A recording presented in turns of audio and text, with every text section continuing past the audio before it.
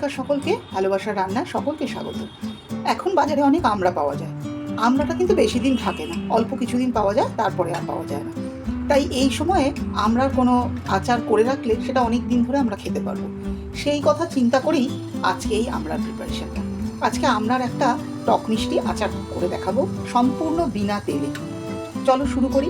প্রথমে আমড়াগুলো আমি একবার ধুয়ে নিয়েছি। এই আমড়ার এই যে দাগগুলো আছে এইগুলো শুধু ফেলবো, আমড়ার কিন্তু খোসা আমি ফেলবো না। এমনি তোমরা হয়তো দেখবে অনেকে আমড়ার খোসা ফেলে আচার করেন, কিন্তু এই আমড়ার খোসাটি খুব উপকারী, সেই জন্য আমি এটা ফেলবো না। কিন্তু শুধু যে জায়গাগুলো এরকম দাগ আছে সেইগুলো কেটে ফেলবো, মুখে বোটার গাছটা ফেলবো। যেহেতু আমড়াটা আমি খোসা সহই এটা আচার বানাবো, তাই যে যে জায়গাগুলো একটু পাতার দাগ হয় সেগুলো কেটে দিয়েছি, বোটাটা কেটে দিয়েছি। কেটে এবার আমি জলে এটা বেশ খানিকটা নুন দিয়ে না ভিজিয়ে রাখবো। যেটুকু কষ যদি থেকে থাকে তাহলে সেটা বেরিয়ে যাবে। এইবার এইটা আমি একটুখানি মিশিয়ে দিলাম। এই নুন জলে আমড়াটা ভেজানো থাকবে মিনিট 5-7। আমড়াগুলো ভিজিয়ে রেখেছিলাম, জলটা একটা কালারটা চেঞ্জ হয়েছে হালকা, মানে এর মধ্যে যদি কিছু কষ থাকে সেটা কিন্তু বেরিয়ে গেছে। এবার আমি প্রথমে এর জল ঝরিয়ে নেব খুব ভালো করে, তারপরে আমি শুকনো করে এটা মুছে নেব। আমড়াগুলো ভালো করে জল ঝরিয়ে নিয়ে আমি এই কাপড়ের মধ্যে এগুলোকে চেপে রেখে দিয়েছি। এরকম করে চেপে চেপে নিয়ে আমি এর সব জলটা ঝরিয়ে নেব। জল থাকলে কিন্তু আচারটা থাকবে না বেশি দিন। এখন আমি একটা ভাজা মশলা তৈরি করে নেবো, যেটা আচারে দেবো। আমি এই আচারটা একদম ঝাল করতে চাই না বলে এই ছোট দুটো শুকনো লঙ্কাকে কেটে দিয়ে দিয়েছি। আর দিয়েছি 1 চামচ ধনে, 1 চামচ মৌরি। এগুলো কিন্তু সবই বড় চামচের, রাইস স্পুন যেগুলো হয় সেই মাপে। এগুলোকে এবার আমি গ্যাস কমিয়ে খুব ভালো করে রোস্ট করে নেবো। বন্ধ করে রেখেছি, প্রায় ঠান্ডা হয়ে এসেছে। এরম অবস্থায় আমি এখানে এই চামচের 4 চামচের 1 চামচ কালো সর্ষে দিয়ে দেবো। এই গরমটুকুর মধ্যে থাকলেই আমার যেটুকু সর্ষেটা গুঁড়ো করার জন্য যেটুকু গরম সেঁকে নেওয়া দরকার সেটা হয়ে যাবে। ওগুলো খুব ভালো করে কাপড় দিয়ে মুছে নিয়েছি, দেখেছো এটা শুকনো হয়ে গেছে। তারপর আমি কিছুক্ষণ পাখার নিচে রেখেছিলাম, একদম শুকনো হয়ে গেছে। এবার কড়া বসিয়ে দিয়েছি, 5 ফোড়ন দিলাম। এটাকে আমি একদম সিম আঁচে ভাজবো। ফোড়নগুলো কিন্তু ভাজা হয়ে গেছে, সুন্দর গন্ধ বেরোচ্ছে। এবার আমি এর মধ্যে এই আমড়াগুলো দিয়ে দেবো সব। এবার খুব ভালো করে মিশিয়ে নিয়ে ফোড়নের সঙ্গে এই আমড়াগুলো সব খুব ভালো করে মিশিয়ে নিয়েছি।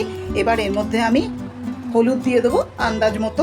গ্যাসের আঁচটা কিন্তু কম থাকবে, যেহেতু আমি ওখানে মাত্র 2টো লঙ্কা দিয়েছি, তাই এখানে সামান্য একটু কালারের জন্য দিলাম। তোমরা যদি মনে করো কাশ্মীরি লঙ্কা দেবে, লঙ্কার গুঁড়ো দিতে পারো। এখানে আমি নুন দিয়ে দিলাম ছোটো চামচের 1 চামচ।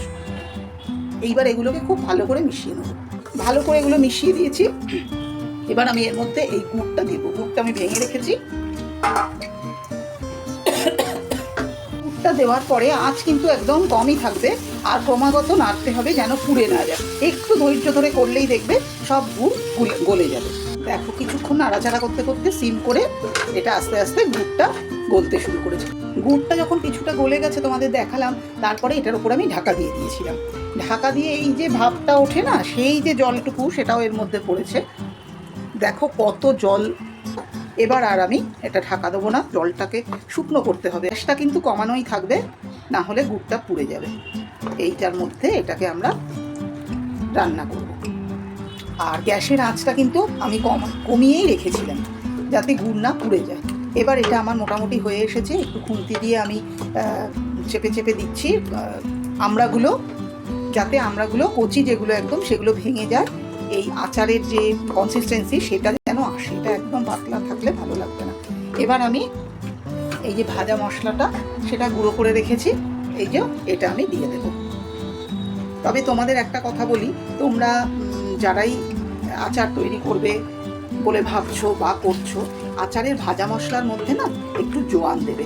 হয় গ্যাসটা বন্ধ করে, এটাই আমি সর্ষে দিয়েছি বলে তখন দিইনি, না হলে সর্ষের সঙ্গেও দিয়ে দিতে পারতাম, অসুবিধে কিছু নেই। হালকা একটু সেঁকা হলেই না, আর অথবা গ্রাইন্ডারে দিয়ে একটু ঘুরিয়ে নিলেই, জোয়ানটা দিলে না একটা অন্যরকম স্বাদ হয়।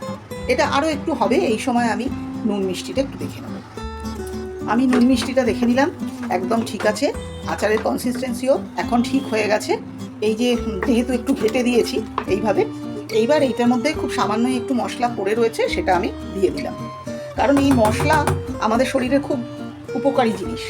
আর যেহেতু এটার মধ্যে তেল কিছুই নেই, তাই এই শুকনো মশলাগুলো আমাদের শরীরের জন্য খুব ভালো। এবার এটা আমি গ্যাসটা বন্ধ করে দিলাম।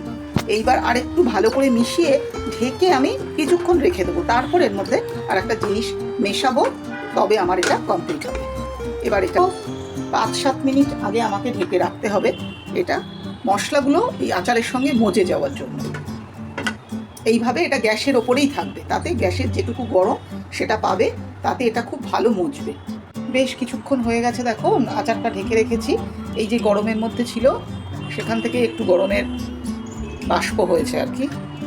এইবার এটা 1 চামচ, ছোটো চামচের 1 চামচ লেবুর রস মেশাবো, আর সামান্য একটু প্রয়োজন মতো বিট নুন দিয়ে দেবো।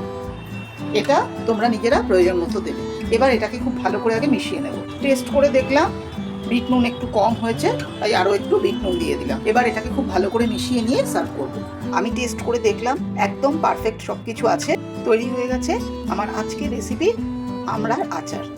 এটা টক মিষ্টি আচার হয়েছে। এখানে আমি ঝাল খুব কম দিয়েছি, দেখেছো তোমরা যদি একটু ঝাল ঝাল খেতে চাও, তাহলে ওই ভাজা মশলায় যখন শুকনো লঙ্কা দিয়েছি তাতে আরও একটু শুকনো লঙ্কা বাড়িয়ে দিও, অথবা গোলমরিচ দিও। কোনো রকম তেল ছাড়া, জল ছাড়া এই আচারটা তোমরা তৈরি করে দেখো, অনেক দিন থাকে এই আচারটা, এবং খেতেও ভীষণ সুস্বাদু। তোমরা সকলে তৈরি করো, তৈরি করে খেয়ে জানিও কেমন লেগেছে। ভালো লাগলে লাইক করো, কোনো সাজেশন থাকলে সেটা জানিও। আমার চ্যানেলটাকে সাবস্ক্রাইব করো। সকলে খুব ভালো থেকো, সাবধানে থেকো। নমস্কার।